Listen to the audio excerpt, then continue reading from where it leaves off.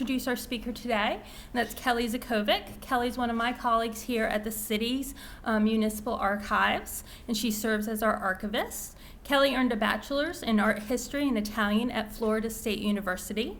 She has a master's in art history from Virginia Commonwealth University, and there she fell in love with the archival profession while researching early modern cartography. After working at the archives at the John and Mabel Ringling Museum of Art in Sarasota, Florida, and getting her master's in library and information science at Florida State University, she came to us in Savannah a little over 2 years ago.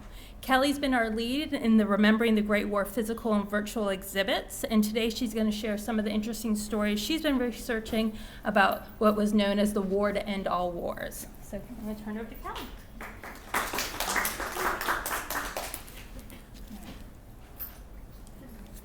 Well, thank you guys for being here today. We appreciate it, and we're excited to share a little bit more of the research that we've done this year. So just go ahead and kick it off. The first story that I'm going to be telling is that of Frank O'Driscoll Hunter and Eugene Bullard. Both of these men are Georgia natives, and they're sort of outsized figures in the history of World War I and flying. One name you're probably quite familiar with. The other has been kind of obscured in shadow for a little bit too long. The tale of these two men are divergent tales, tales of alternate realities, of privilege, of a certain era in American history, and what happens when opportunities are offered and opportunities are denied. So we'll start with Hunter. Hunter was born in Savannah in December of 1894. His family lived at 218 East Gaston Street, and he lived there pretty much the rest of his life when he settled back into Savannah later in life as well. And he died in 1892, and he's buried here in Savannah in Laurel Grove North Cemetery. When you read Hunter's biographies, they're filled with these crazy kind of descriptions of him, and like his whole legacy kind of revolves around his dashing, some people called it swashbuckling personality. Even his nickname Monk he got when he was a young child. They called him Monk ironically because of his mischievous nature, so he was nothing like a monk. So these were just a couple of my favorites. He was a Southern gentleman from Savannah, the kind of officer women have swooned over since the Second Punic Wars, and his mustache was wide enough to darken the sun. And as we go through, you'll see that that's definitely true. So besides his swashbuckling persona, of course he is famous also for his military service. Before the war, he worked as an investment banker in New York City. He totally hated it. So when the war broke out, he enlisted in the aviation section Signal Reserve of the United States Army, and he enlisted as a flying cadet on May 18, 1917. And he eventually went on to serve with the 3rd Aero Pursuit Squadron after receiving further training in France. On his first mission, his first solo mission, he single-handedly took down 2 German planes, shooting one out of the sky and forcing the other to retreat.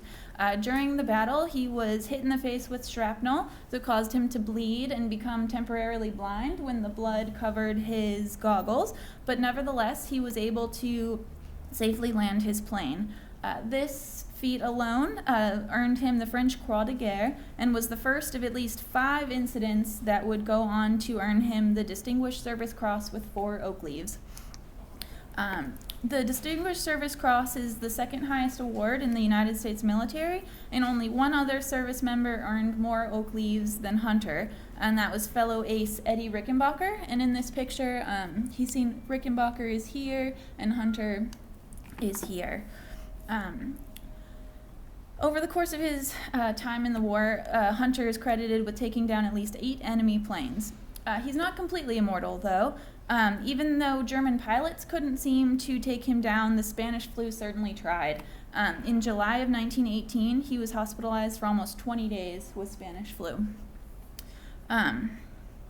So despite being discharged from service in 1919, he returned to the Army in 1920 and continued serving through World War II. His interwar service included stints as a stunt pilot and a test pilot.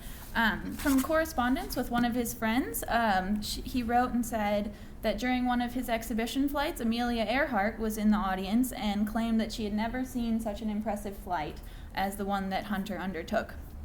By World War II, he was a brigadier general in command of the 8th Fighter Command, 8th Air Force, and he was serving overseas in London. In 1943, he actually was relieved of duty after an altercation with his commanding officer. And the last few years of his career were a little bit marred with controversy. And part of it was due to the fact that he was a staunch advocate for segregationist policies in the military. After he was relieved of duty in London, he was put in charge of the famous all-African-American pilot unit, the Tuskegee Airmen. When the members of the Tuskegee Airmen rebelled and they tried to integrate the officers' club, he personally oversaw at least 104 of them being court-martialed. And this image is the men that were being prosecuted, rounded up, and transported. So Hunter retired in 1946, shortly thereafter that incident, and he returned to Savannah, where he remained a prominent citizen and very active in civic life. His obituary in the New York Times reads, in part, in peacetime, he set cross-country flight records and became an authority on precision flying. The lifelong bachelor, who was equally flamboyant in civilian life, was well known in Savannah for wearing snappy clothes and driving the snappiest cars. He once told a local reporter that cocktail parties, women, and fishing were his favorite hobbies. He died in 1982 at the age of 87. So even though the last few years of his career were a little bit contentious, and the tides of change in the military were starting to change, and Hunter wasn't changing with them, he did still have a very valiant career during World War I, and for that, the city of Savannah and then later the Air Force decided to celebrate him by naming Hunter Army Airfield after him. And at the time, that was the only active base that was named after a living person, which is something that was against policy. So this is a timeline of the Hunter Army Airfield's life. It got its start in 1928 as the municipal airport for the city of Savannah. In 1932, they named it after Hunter. The city named it after Hunter. And then in 1940, the control of the airport was given to the military to help support war efforts. And then after the war, it was returned to the city. And then later in 1950, we sort of had a trade. The Air Force was out at Travis Field, where the Savannah Hilton Head International Airport is now, but they needed new updated bases. So they liked the municipal airport off of White Bluff, and they said, okay, you can have Travis Field, we'll take Hunter, and after that, Hunter Air Force Base was opened. So that's just a little bit on that. So Eugene Bullard. So in Savannah, like I mentioned, Hunter's name is well known, even if not everybody knows his story, but I also wanted to shed light on another son of Georgia, whose story is possibly even less known, but who also represents a very important first in American history. Eugene Bullard was born in Columbus, Georgia in 1895. He was the son of a formerly enslaved father. He ran away from home at the age of 11, and he spent several years kind of wandering around Georgia, living an itinerant life. In doing so, he got very frustrated with racial tensions. He writes a lot in his letters about how he felt mistreated as an African-American man. And so he decided in 1912 to stow away on a freighter bound for Europe, and he ended up in Scotland. He spent several years working in London as a performer, in a Freedman's Pickaninny show, and then as a boxer. And a few years later, he traveled to France for a boxing match, and decided to settle down there. He later wrote of his experience in Paris. It seemed to me that French democracy influenced the minds of black and white Americans there and helped us to all act like brothers. So finally he felt a little bit more equality. At the start of World War I, Bullard joined the French Foreign Legion, and he initially served as an infantryman at the Battle of Verdun. At Verdun, he was grievously wounded, and he was laid up in hospital for quite a while. So kind of much like Hunter, a lot of Bullard's stories, it seems almost mythic in its retelling.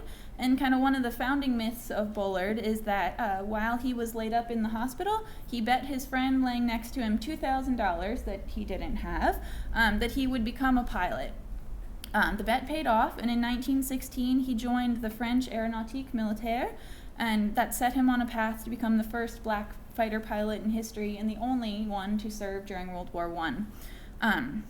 He began flight training in 1916, and then he received his wings in 1917.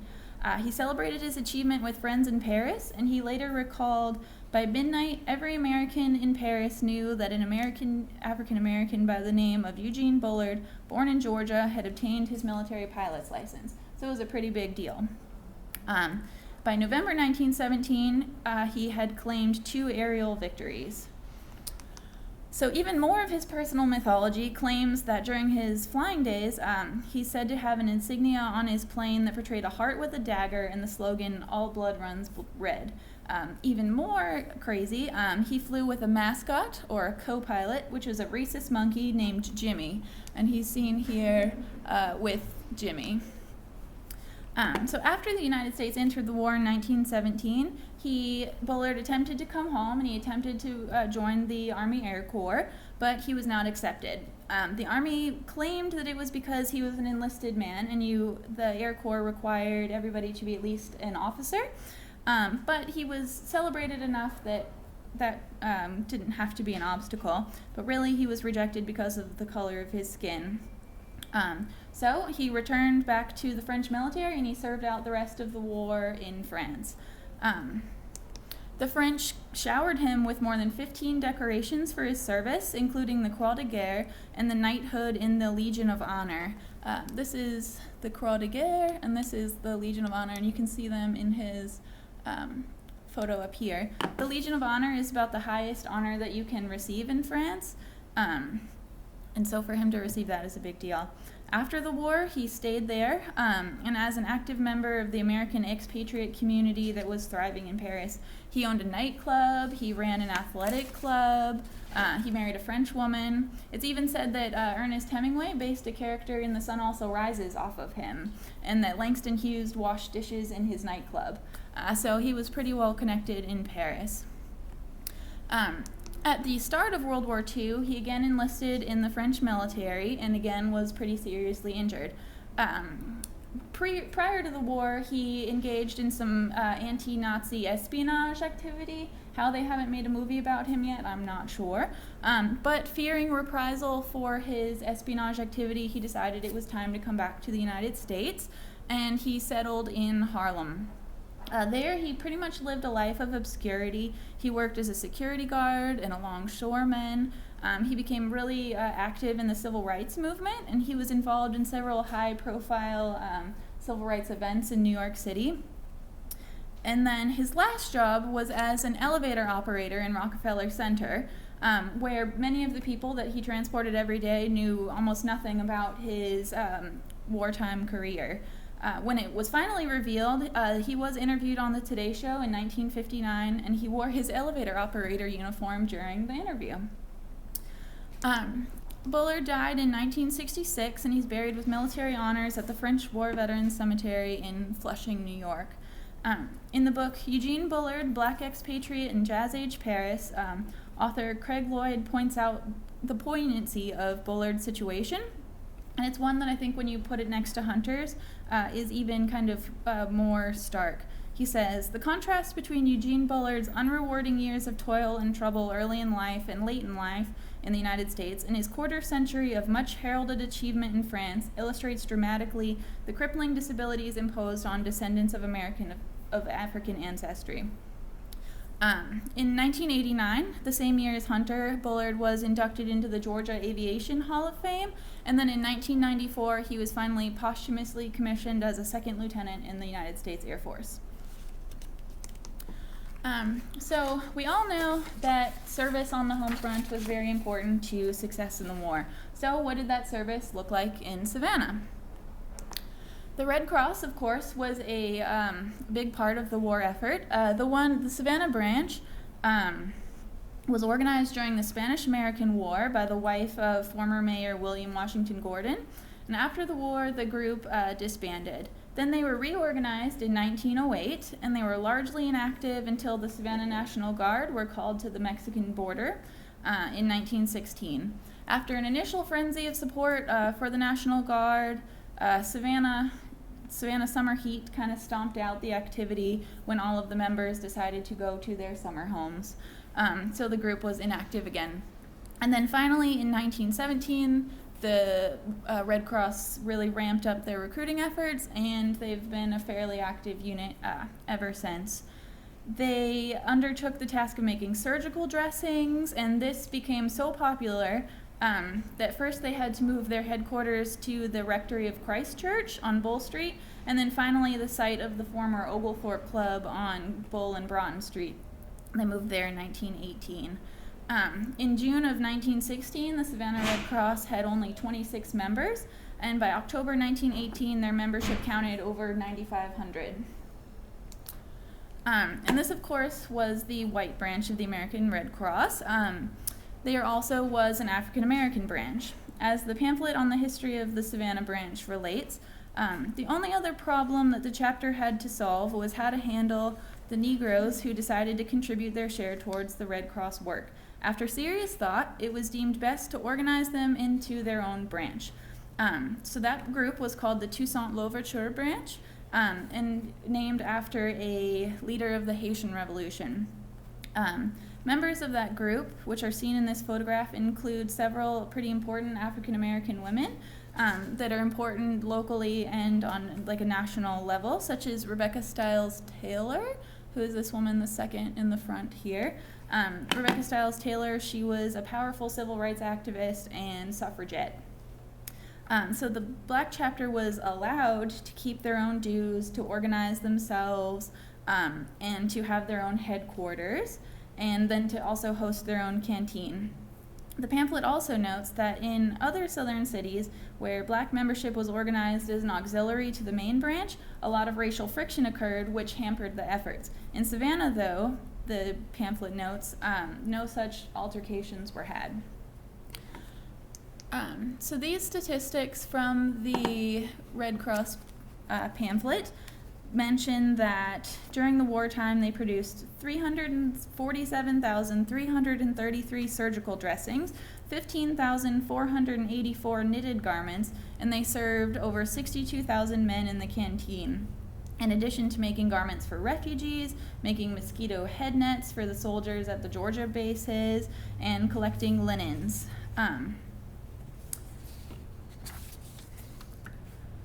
And so, unlike in previous situations, they kept their work on after the Armistice.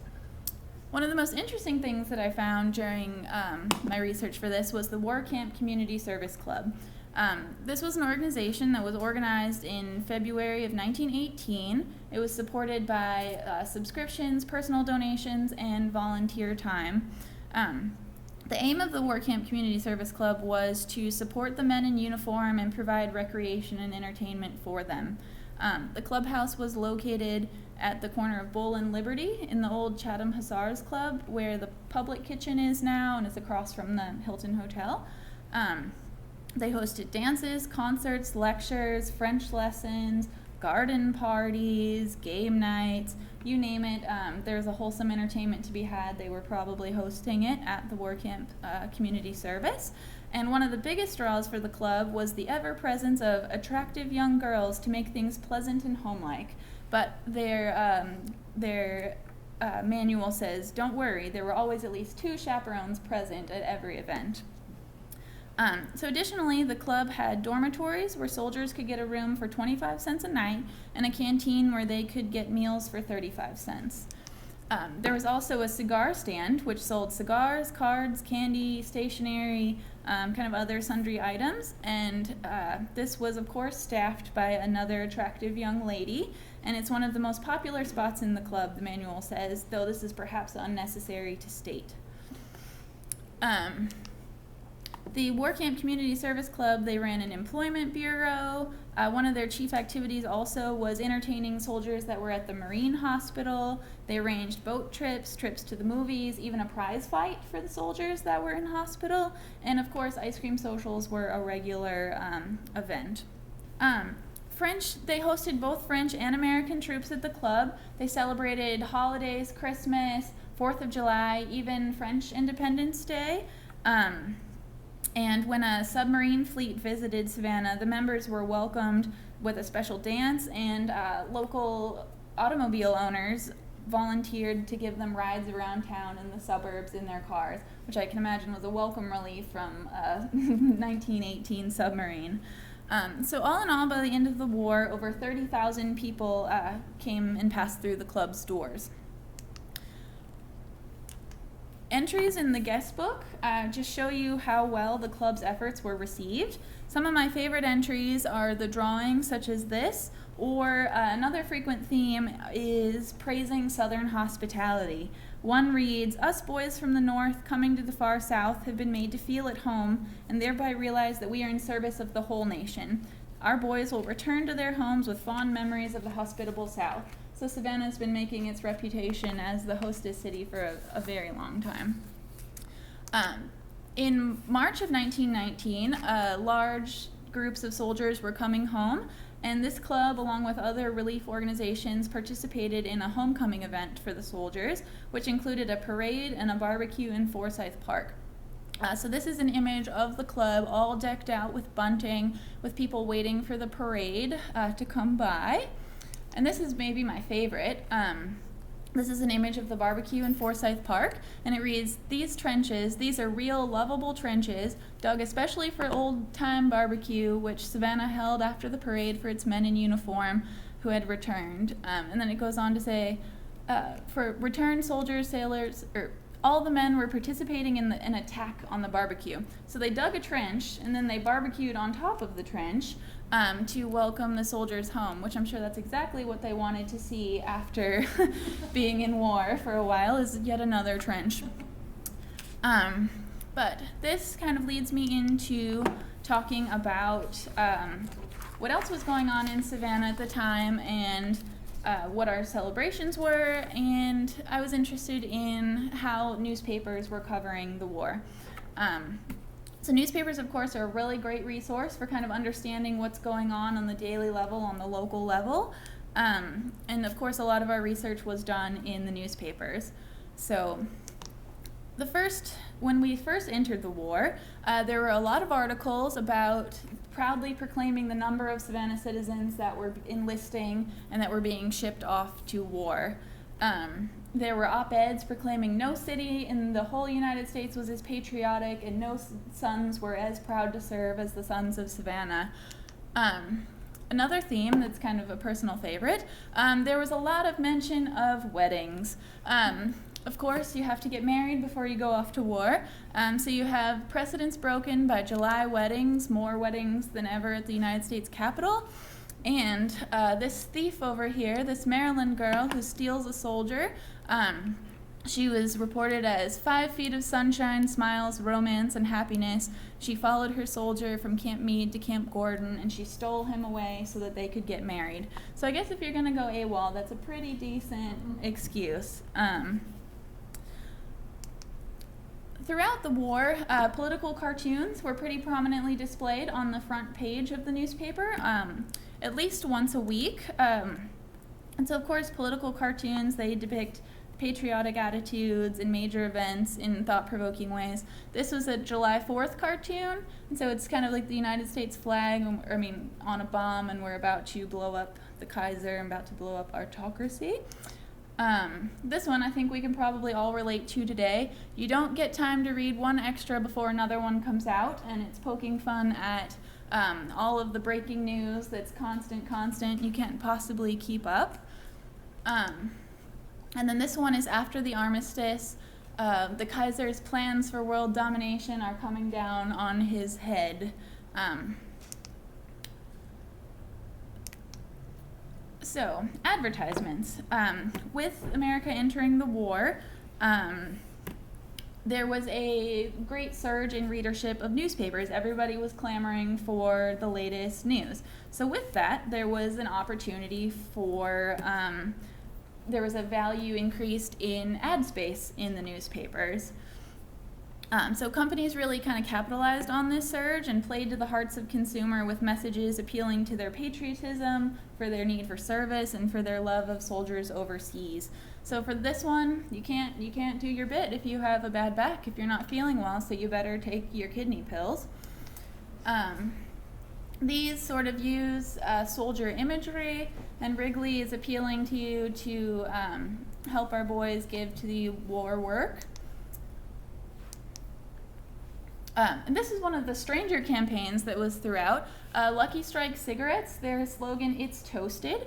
Somehow we get from use more eggs, save meat. Mr. Hoover is asking you to save to save meat and eat eggs. Well, how do you eat eggs? You eat eggs cooked. You know what else is cooked? A cigarette. So, somehow they get from rationing to selling cigarettes. But then, of course, down at the bottom, it's hard to see, but they tell you to save your aluminum and give it to the Red Cross. So there's just a bunch of things happening here.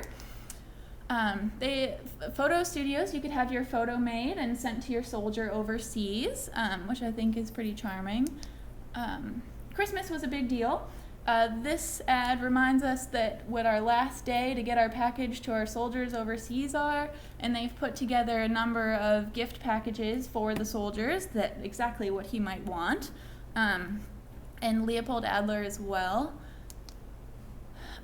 These were interesting. So this is Haverty's Furniture, like we have today. Notice we are selling beds and curios and such. They take a guilting approach. They basically say your soldier is suffering over there. The only thing keeping him alive is the thought of the home front. You can't let it get run down while he's over there. He'll be very disappointed. So it's very much guilting the consumer. When the armistice happened, the tone of the ads changed overnight. They started celebrating victory. This is another Haverty's ad right after. Notice that there's a baby carriage that was not there previously, so they're sending a message there.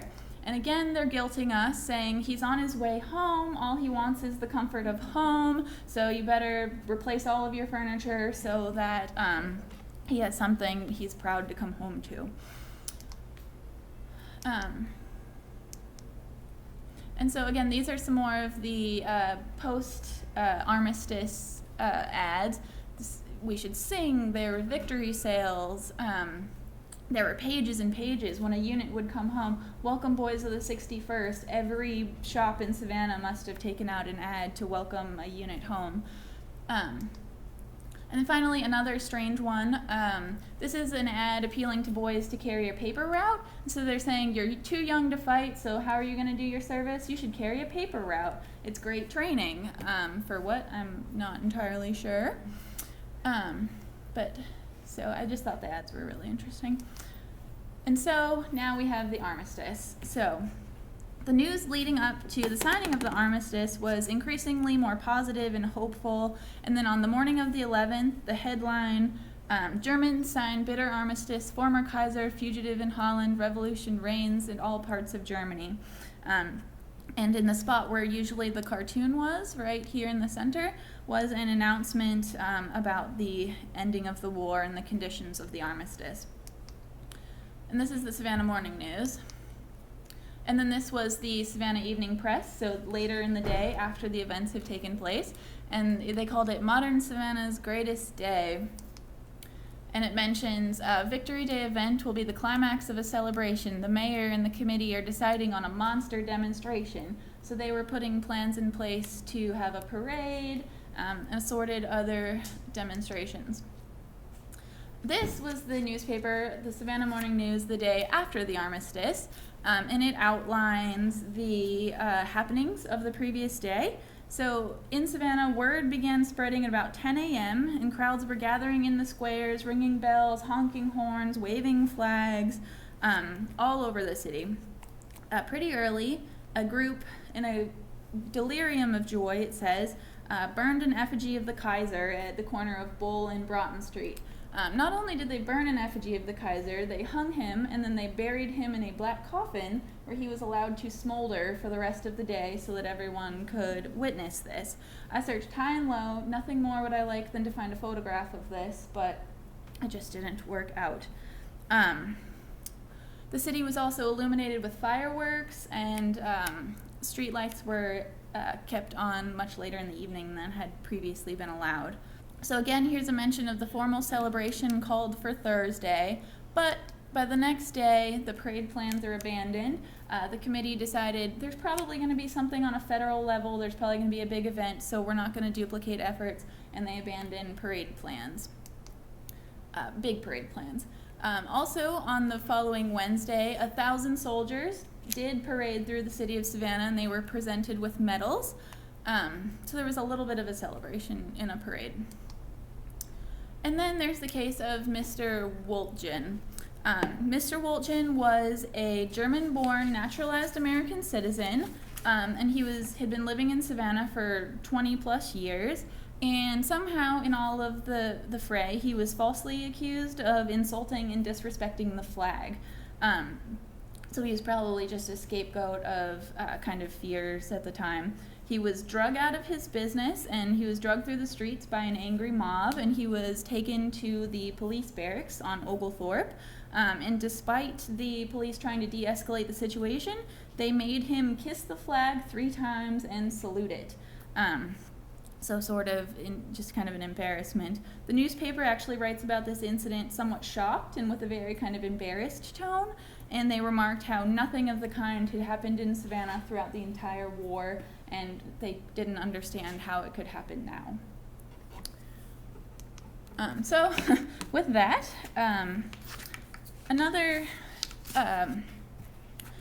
we all have poppies here today, and the red poppy has become kind of a ubiquitous symbol of remembrance for wars, but it really has special significance to World War I. Everybody recognizes the poppy, but not everybody might realize that its symbolism originated here with a Georgia woman.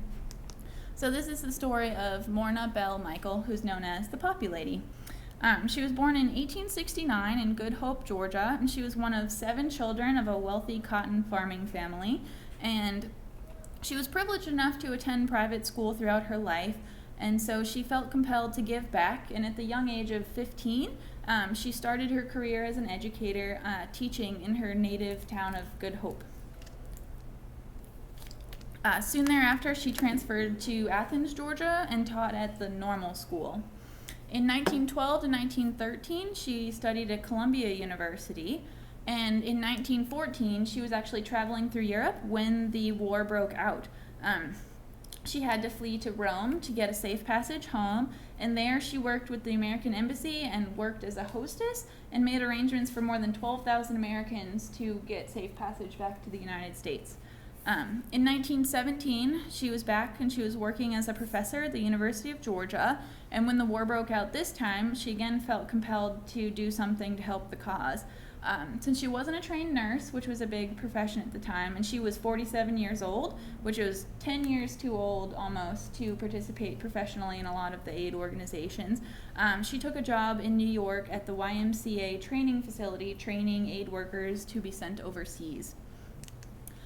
Just a few days before the Armistice, Moyna read in the Ladies' Home Journal this poem by Jim McCrae called In Flanders Field. In McCrae's poem, he uses the poppy as a symbol of hope, a symbol that something beautiful can still appear after the scourges of war, no matter how tragic. And Moyna was so moved by this poem that she wrote a response. And in the poem, she vows to wear a poppy in honor of the dead, and she also herself wore a poppy pretty much for the rest of her life. She sold the very first poppies to the members of the YMCA where she worked, but that would really just barely scratch the surface of what the poppy would become. After the war, she went back to teaching at the University of Georgia, and she worked specifically with disabled veterans. And in doing so, she understood keenly the lack of financial and otherwise support that were given to them and their families. So she kind of put 2 and 2 together, and the desire for her to help these veterans gave her the idea to again start selling the small artificial silk poppies as a fundraiser. And of course, the idea has just taken off like wildfire since then. By 1921, the American Legion and the Royal British Legion adopted the poppy as their symbol, and since then many other organizations worldwide have followed suit. The money that poppy sales raised during her lifetime, if you adjust for inflation, is almost $3 billion today. and most of that went directly to veterans. Her nephew summed up her legacy well, saying, "She championed the poppy as a permanent symbol and reminder of our collective obligation to support our veterans and their families, and through poppy sales all around the world, her legacy of helping veterans lives on." Moyna retired in 1934, and in 1941 she published her autobiography, The Miracle Flower, the story of Flanders Field Memorial Poppy. She passed away in 1944. And 4 years later, the commemorative postage stamp, which is on the last slide, was commissioned in her honor. And in 1999, she was inducted into the Georgia Women Achievement Hall of Fame.